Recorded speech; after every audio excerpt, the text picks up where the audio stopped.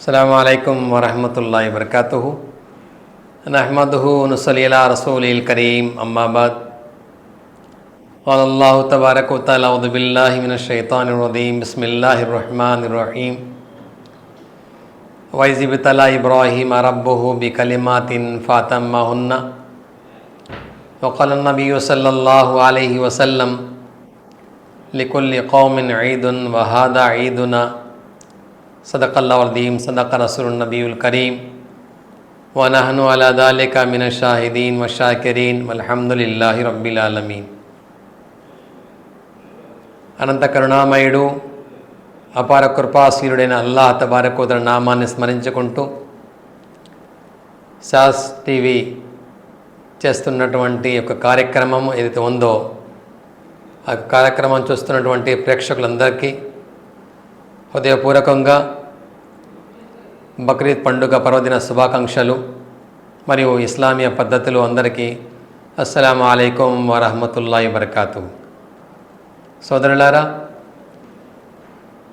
బక్రీద్ పండుగ అనే పిలువబడే ఈదుల్ అజహా మనకి త్యాగాలను గుర్తు చేస్తుంది, అనుపమాన త్యాగాల జీవితాన్ని మన ముందుకు తీసుకువస్తుంది। ఏకేశ్వర నినాదానికి మరియు అల్లాహ్ తబారక వ తఆలా ఏకత్వానికి నమ్మి దాన్ని విశ్వసించి ముందుకు వెళ్తున్న సందర్భంలో ఎలాంటి కష్టాలు వచ్చినా దాన్ని ఎదుర్కోవడానికి సిద్ధపడినటువంటి జీవితం మనకు గుర్తు చేస్తుంది। బక్రీద్ అనగానే మనకు హజరత్ ఇబ్రాహీం అలైహిస్సలాతు వస్సలాం గారి జీవితం మనకు గుర్తుకొస్తుంది। ఆయన చేసినటువంటి త్యాగాలు మనకు గుర్తుకు వస్తాయి। దైవ ప్రవక్త ఇబ్రాహీం అలైహిస్సలాతు వస్సలాం గారు ఎలాంటి వ్యక్తిత్వం కలవారంటే తనను తాను అల్లాహ్కు సమర్పించుకున్నవారు, సత్ప్రవర్తన కలవారు,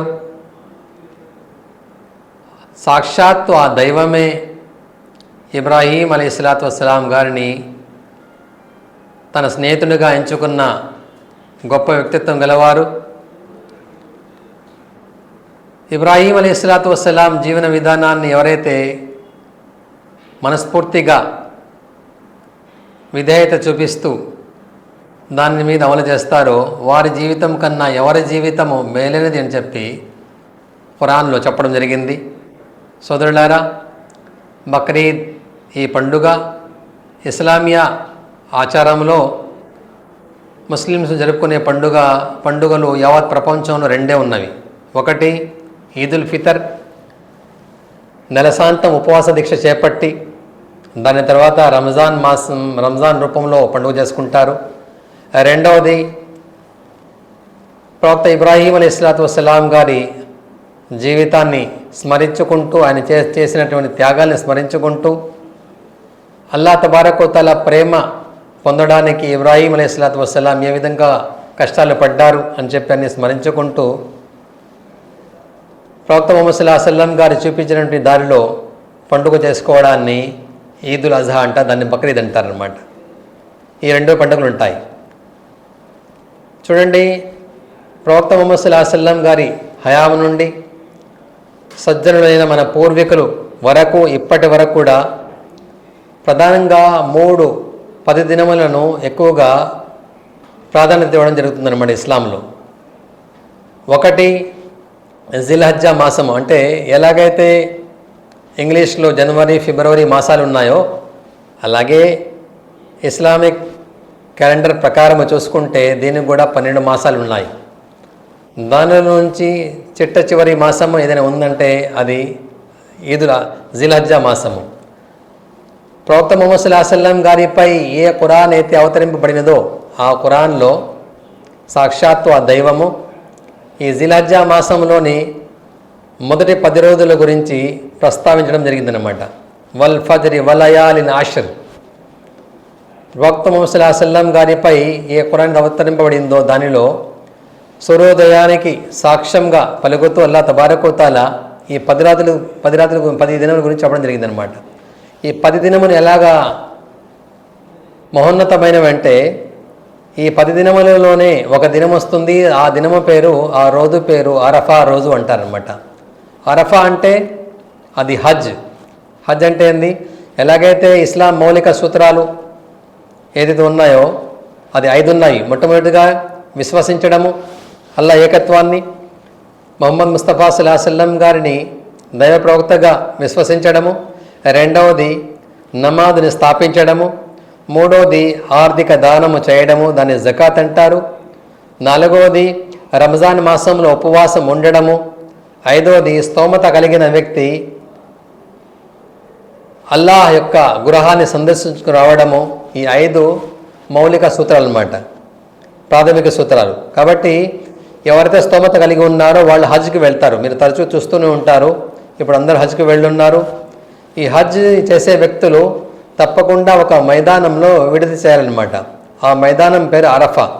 ప్రవక్త గారు చెప్పారు, అల్ హజ్ అల్ అరఫా అంటే హజ్ చేసేటువంటి వ్యక్తులు తప్పకుండా అరఫా మైదానం విడిది చేయాల్సిందే, అక్కడ ఉండాల్సిందే. ఎవరైనా హజ్ యాత్రకు వెళ్ళి అరఫా మైదానంలో హాజరు కాకపోతే అతను హజే కాదు అని చెప్పి ప్రవక్త సల్లల్లాహు అలైహి వసల్లం గారు చెప్పడం జరిగిందనమాట.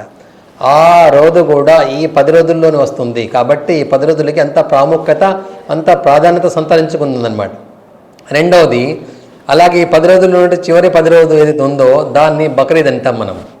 ఆ బక్రీద్ని యౌమున్ నహర్ అంటారు. ప్రవక్త ముహమ్మద్ సల్లల్లాహు అలైహి వసల్లం గారు చెప్పారు, ఈ 10 రోజుల్లో ఎవరైనా ఒక పుణ్యకార్యం చేస్తే దానికి అనేక రెట్లుగా ప్రతిఫలం అల్లాహ్ తబారక వ తఆలా వాళ్ళకి ఇవ్వడం జరుగుతుంది అని చెప్పి సాక్షాత్ ప్రవక్త ముహమ్మద్ సల్లల్లాహు అలైహి వసల్లం గారు చెప్పారనమాట. కాబట్టి సోదరులారా, 3-10 దినములను ఇస్లాంలో ఎక్కువ ప్రాధాన్యత ఇస్తారు. ఒకటి జిల్హజ్జా మాసంలోని మొదటి 10 రోజులు, రెండవది మొహర్రం మాసంలోని మొదటి 10 రోజులు, మూడవది రంజాన్ మాసంలోని చివరి 10 రోజులని ఎక్కువ ప్రాధాన్యత ఇస్తారు. ఎందుకంటే వీటిలో చేసేటువంటి ఆరాధనలు అల్లాహ్ తబారక వ తఆలాకి ఎంతో మెప్పును కలిగిస్తాయన్నమాట, సంతోషాన్ని కలిగిస్తాయి. కాబట్టి సోదరులారా, మనము ఇప్పుడు బక్రీద్ పండుగ జరుపుకుంటున్నాము. ఈ బక్రీద్ పండుగ, బక్రీద్ అనగానే అర్థము, దానిలో ఒక త్యాగము, ప్రవక్త ఇబ్రాహీం అలైహిస్సలాతు వస్సలాం గారి త్యాగాలు. ఎలాంటి త్యాగాలంటే మానవ ఇతిహాసంలోనే కని విని ఎరుగని రీతిలో ప్రవక్త ఇబ్రాహీం అలైహిస్సలాతు వస్సలాం త్యాగాలు చేశారనమాట. దేనికోసం అంటే అల్లా ప్రేమను పొందటానికి, అల్లా ప్రేమను పొందటానికి. ఊర్ అనే పట్టణంలో ఇబ్రాహీం అలైహిస్సలాతు వస్సలాం గారు ఉన్నారు. అక్కడ అందరూ వాళ్ళకి ఇష్టం వచ్చినట్టు జీవనం గడుపుతూ, మరి చెడు కార్యక్రమాలకి బానిసలవుతూ, చెడు పనులు చేసుకుంటూ ముందుకు వెళ్తున్న సందర్భంలో ఇబ్రాహీం అలైహిస్సలాతు వస్సలాం గారు వెళ్ళి వారిని సంజాయిషి చెప్పడం జరిగిందనమాట. మీరు చేస్తున్నటువంటి పని మంచిది కాదు, మంచి మనం చేయండి, అల్లాహ్ తబారక వ తఆలాకి ఆగ్రహాన్ని కల్పించకండి, మరియు అల్లాహ్ తబారక వ తఆలాకి కోపానికి గురి కాకండి అని చెప్పి ఇబ్రాహీం అలైహిస్సలాతు వస్సలాం వాళ్ళకి చెప్పడం జరిగిందనమాట. కానీ ప్రవక్త ఇబ్రాహీం అలైహిస్సలాతు వస్సలాం గారి మాటలని వాళ్ళు లెక్క చేయకుండా వాళ్ళ ఇష్టానుసారంగా తప్పు పనులు చేసుకుంటూ, మరియు ఇష్టానుసారంగా ఆ శైతానికి బానిసలు అవుతూ, చెడు కార్యక్రమాలకి దగ్గర అవుతూ ముందుకు వెళ్తున్న సందర్భంలో ఇబ్రాహీం అలైహిస్సలాతు వస్సలాం వారికి ఒకే మాట చెప్పడం జరిగింది, మీరు చేసేటువంటి తప్పులకి తప్పకుండా మీరు శిక్ష అనుభవించవలసి వస్తుంది, నా మాట వినండి, నేను మీకు మంచిని చెప్పడానికి మీ ముందుకు వచ్చాను చెప్పిన తర్వాత కూడా వాళ్ళు మాట వినలేదన్నమాట. అప్పుడు ఇబ్రాహీం అలైహిస్సలాతు వస్సలాం మాట వినడం పక్కన పెట్టేసి, ఆ కాలంలో మానవులే తమను తాము దైవంగా ప్రకటించుకున్నటువంటి సందర్భాలవి. అప్పుడున్నటువంటి దుర్మార్గుడైన చక్రవర్తి వాడిని నమ్రూద్ అంటారు. ఆ నమ్రూద్ చక్రవర్తి ఏం చేశాడంటే నేనే దైవము, నేనే దేవుణ్ణి అని చెప్పి తనను తాను ప్రకటించుకున్నటువంటి సందర్భంలో నమ్రూద్ దగ్గరికి వెళ్ళి ఇబ్రాహీం అలైహిస్సలాం గారు చెప్పారు, నువ్వు దేవుడు కాలేవు ఎప్పటికీ. దేవుడు అన్నవాడు సృష్టికర్త, దేవుడు అన్నవాడు జీవన మరణాలకి అధినాయకుడు, ఆయన చేతులు అన్నీ ఉన్నాయి, ప్రతి ఒక్క శక్తి ఆయన చేతులు ఉంటుంది, నువ్వు ఒక ఏమి చేయలేనటువంటి ఆధారి, ప్రతి ఒక్క విషయం నువ్వు ఆధారపడి ఉన్నావు, నువ్వు దేవుడు కాలి అని చెప్పి నమ్రూద్కి ఇబ్రాహీం అలైహిస్సలాం చెప్పడం జరుగుతుందనమాట. అప్పుడు ఆ మాటలు విన్న తర్వాత ఆ యొక్క నమ్రూద్ అగ్రదగ్రుడై ఇబ్రాహీం అలైహిస్సలాతు వస్సలాం గారిని వెంటనే అగ్నిగుండంలో వేయాలని చెప్పి అతను పరిష్కరిస్తారు, అక్కడ నియమిస్తాడు. ఆ సందర్భంలో ఇబ్రాహీం అలైహిస్సలాతు వస్సలాంని అగ్నికి గురి చేయాలని చెప్పి ఒక్కరు కాదు, ఊరిలో ఉన్నటువంటి ప్రతి ఒక్కరు కూడా ఇబ్రాహీం అలైహిస్సలాతు వస్సలాం మాట వినకుండా ఆయనని అగ్నిగుండంలో వేయడానికి తయారవుతారనమాట. ఆ సందర్భంలోనే ఇబ్రాహీం అలైహిస్సలాం అనుకుంటారు, అల్లాహ్ ప్రేమను పొందేందుకు, అల్లాహ్ వాక్యాలను ఇతరులు చేరవేసేందుకు నాకు ఇక్కడ శిక్ష వేస్తున్నారే, ఈ శిక్షను నేను మనసారా అంగీకరిస్తున్నానని చెప్పి ఆయన అగ్నిలో దూకి వేయడం జరుగుతుందన్నమాట. ఆ సందర్భంలో వెంటనే ఆ సృష్టికర్త అయిన అల్లాహ్ తబారక వ తఆలా దైవ ప్రవక్తల దగ్గరికి వస్తున్నట్టు ఒక జిబ్రాయిల్ అలైహిస్సలాతు వస్సలాం గారు, అంటే దైవదూతలకి అధినాయకుడు అయినటువంటి జిబ్రాయిల్ అలైహిస్సలాం గారు ఇబ్రాహీం అలైహిస్సలాం దగ్గరకు వచ్చి, ఓ ఇబ్రాహీం, నా ఏమైనా సాయం కావాలా మీకు? మీరు అగ్నిగుండంలో పడిపోతున్నారు కదా, నన్ను సాయం చేయమంటారా అంటే ఇబ్రాహీం అలైహిస్సలాం ఒకటే మాట చెప్పారు, ఏ పనైతే నా గురించి జరుగుతుందో ఇక్కడ ఆ కార్యక్రమము అల్లాహకు తెలుసునా అంటే తప్పకుండా తెలుసు, ఆయనకు అన్ని విషయాలు తెలుసు కదా అంటే అల్లాహ్ తబారక వ తఆలాకు తెలుసు కాబట్టి ఆయనే నాకు రక్షిస్తాడు, మీ సహాయం ఎటువంటి పరిస్థితుల్లో నాకు అవసరం లేదు అని చెప్పి ఇబ్రాహీం అలైహిస్సలాం చెప్పడం జరిగిందనమాట.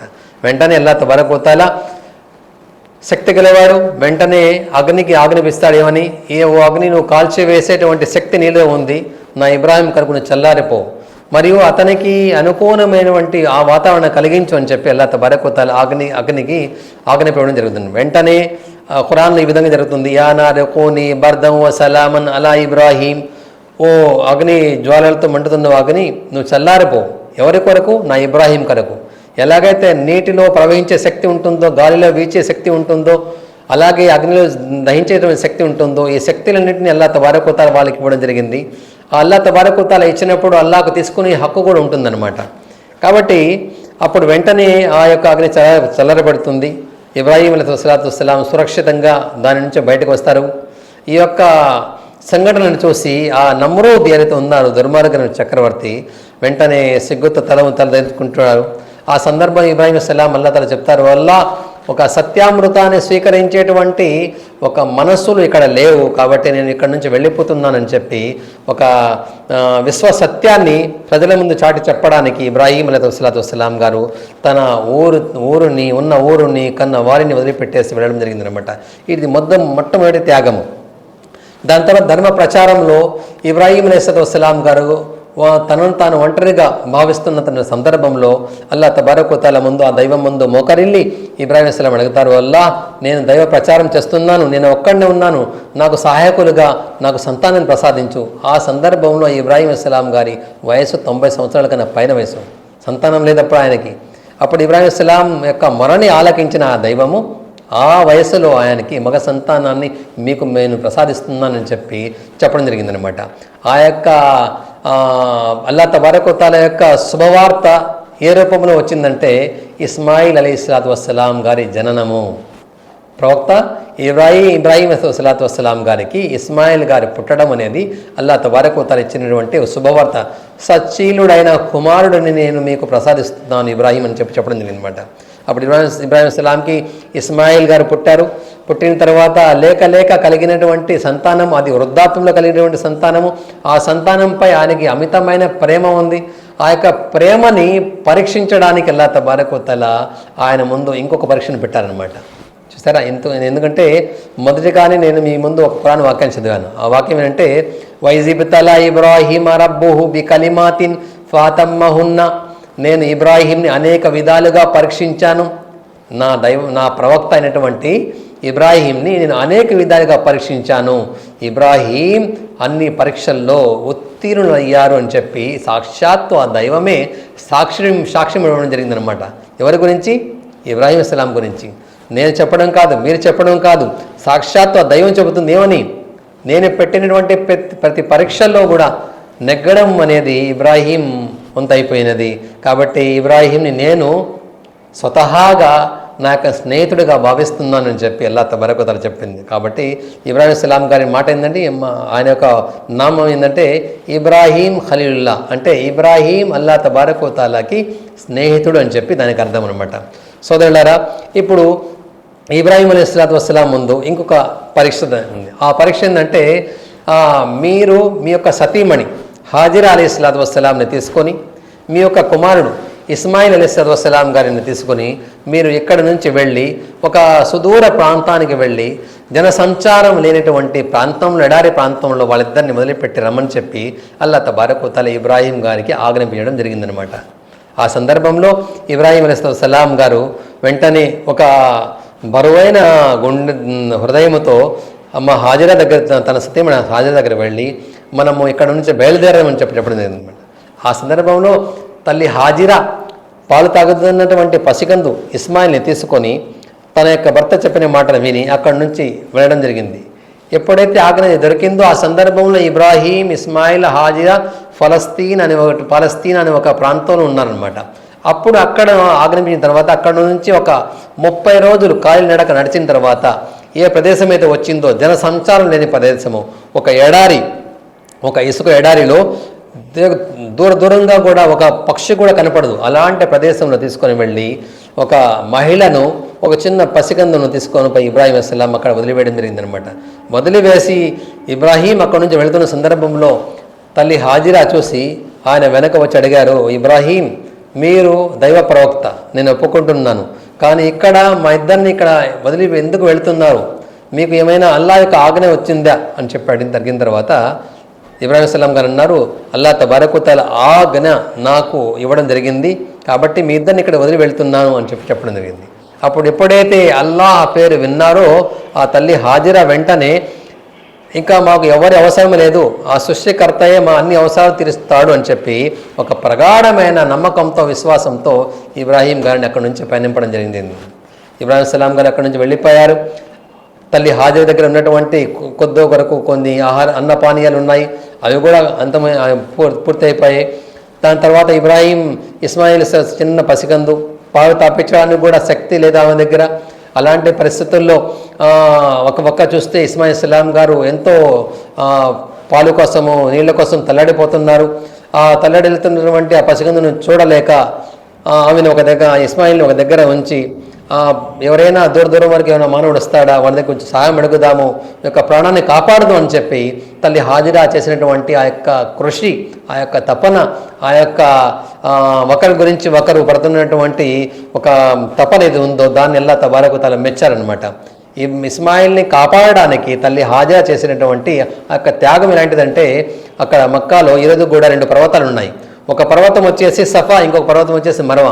సఫా పర్వతం నుంచి మర్వా పర్వతం వరకు పరిగెత్తుని వెళ్ళడము, మళ్ళీ పైకి చూడడము, ఎవరైనా వస్తున్నారా అని చెప్పి ఎవరు కనిపించకపోతే మళ్ళీ ఇక్కడికి రావడము, అలాగే 7 సార్లు తిరిగిన తర్వాత ఇంకా తిరగలేక ఆమె సోహ తప్పి పడిపోయిన తర్వాత అక్కడ నుంచి కొంచెం మెలకొచ్చి చూస్తే ఇస్మాయిల్ దగ్గర ఎవరో ఒక మనిషి నిలబడి ఉన్నాడు. వెంటనే నా పసికందుకి చిన్న బిడ్డకి ఎవరైనా హాని కలిగిస్తారని చెప్పి తల్లి హాజిరా మర్వా పర్వతం నుంచి పరిగెత్తుకుని ఇక్కడ వచ్చిన తర్వాత ఎవరైతే కనిపించారో అతను అదృశ్యమైపోయాడు అనమాట.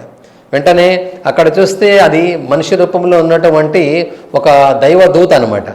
వెంటనే చూస్తే ఇస్మాయిల్ జబీవుల్లా ఎవరైతే ఉన్నారో ఆయన పాదాల కింద ఒక జలము, జంజం జలము ఉబికి బయటకు వస్తుంది, నీళ్లు బయటికి.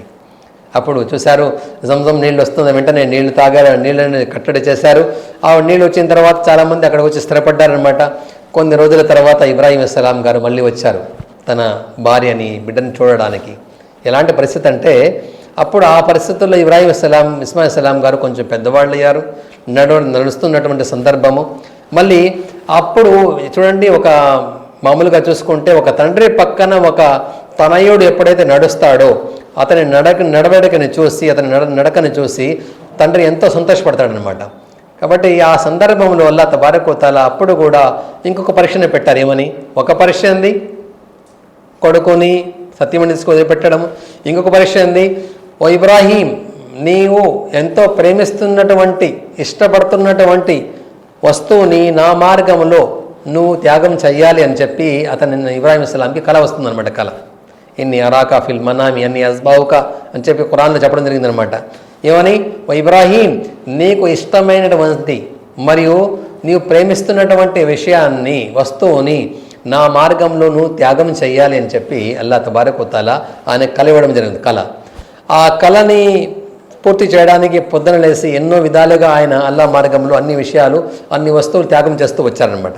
ఆ సందర్భంలో ఇబ్రాహీం అలైహిస్సలాంకి మళ్ళీ కళ వస్తుందనమాట. అప్పుడు అర్థమైపోతుంది, నేను ప్రేమిస్తున్నటువంటి, నాకు ఎక్కువ ఇష్టమైనటువంటి విషయము వస్తువు ఏదైనా ఉందంటే అది నా కుమారుడు. నా కుమారుడిని అల్లా మార్గంలో త్యాగం చేయమని చెప్పి కళ ద్వారా చెబుతున్నాడు. కాబట్టి నేను ఈ పని చేయాల్సిందే అని చెప్పి ఇబ్రాహీం అలైహిస్సలాం గారు తన తనయుడిని పిలిపించి ముందు కూర్చొని పెట్టి అడుగుతారు, ఏమని, ఓ ఇస్మాయిల్, నేను కళలో చూశాను నిన్ను అల్లా మార్గంలో బలిస్తున్నట్టు, నిన్ను అల్లా మార్గంలో త్యాగం చేస్తున్నట్టు, నువ్వు దీనికి ఏమి సమాధానం చెబుతావంటే అప్పుడు ఒక పక్క ఇబ్రాహీం కూడా పరీక్ష, ఇంకో పక్క ఇస్మాయిల్ కూడా పరీక్ష. ఏమని చెప్పారు, ఓ నాన్నగారు, మీరు ఏ కళనైతే చూశారో ఆ కళని మీరు నెరవేర్చండి, తప్పకుండా అల్లా తబారక్ వ తఆలా అనుకుంటే మీరు నన్ను సహనశీలుల్లో చూస్తారు, సహనం వహించే వ్యక్తుల్లో మీరు నన్ను పొందగలరు అని చెప్పి ఇస్మాయిల్ గారు అప్పుడు చెప్పడం జరిగింది. అప్పుడు ఇబ్రాహీం సలాం గారు వెంటనే ఆ కార్యక్రమం చేస్తున్నటువంటి సందర్భంలో అల్లా తబారక్ వ తఆలా దివి నుండి భూమిపైకి దైవదూతను దించడం జరిగింది.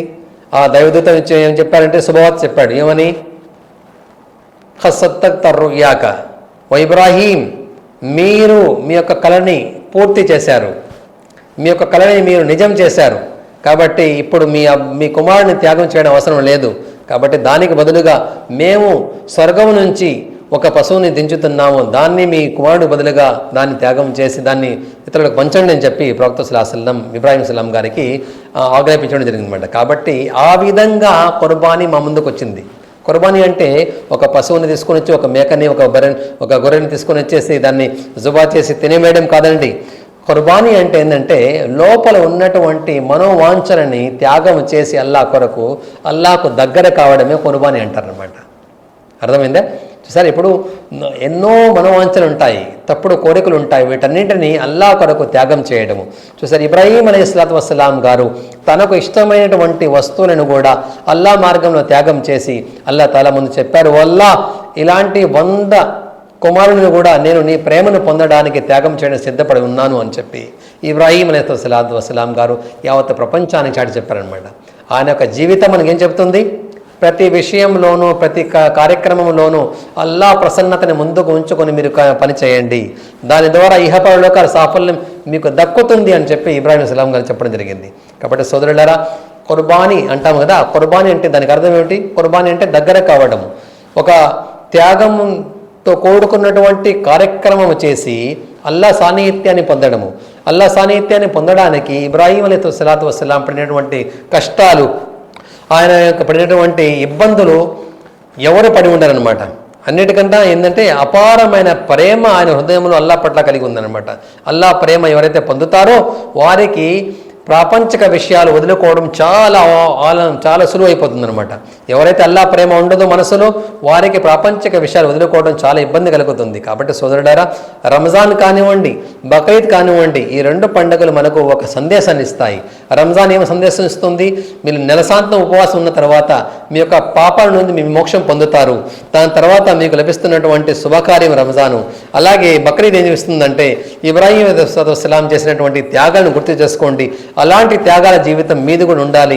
అలాంటి సంతోషకరమైన జీవితము, అలాంటి మెప్పుతో కూడుకున్నటువంటి జీవితం మీకు కూడా లభించాలని చెప్పి ఇబ్రాహీం అలైహిస్సలాం గారి జీవన విధానాన్ని మనస్ఫూర్తిగా మనం నమ్మి దాన్ని ఫాలో అవుతే, అనుసరిస్తే తప్పకుండా ఇహపరలోకాల సాఫల్యం మనకు దక్కుతుంది. కాబట్టి సోదరులారా, బక్రీద్ నమాజ్ మనం చదవడానికి వెళ్తాము.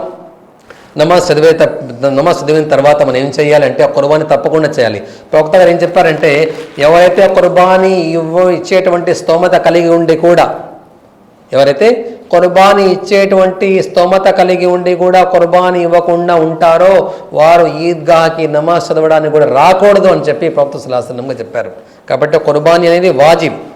ఎలా అయితే రంజాన్ మాసంలో మనము మన యొక్క సంపదను లెక్కించి దాని ద్వారా మనము ఆర్థిక దానము జకాత్ ఇస్తామో, అలాగే తప్పకుండా మనము కుర్బానీ కూడా తప్పకుండా ఇవ్వాల్సిందే.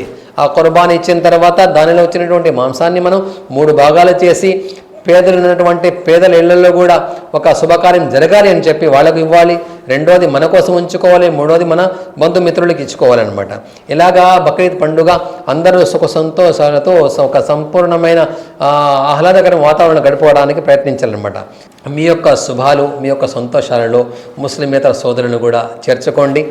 ఒక ఆహ్లాదకరమైన వాతావరణంలో పండుగ చేసుకోండి. మనమందరం భారతీయులము.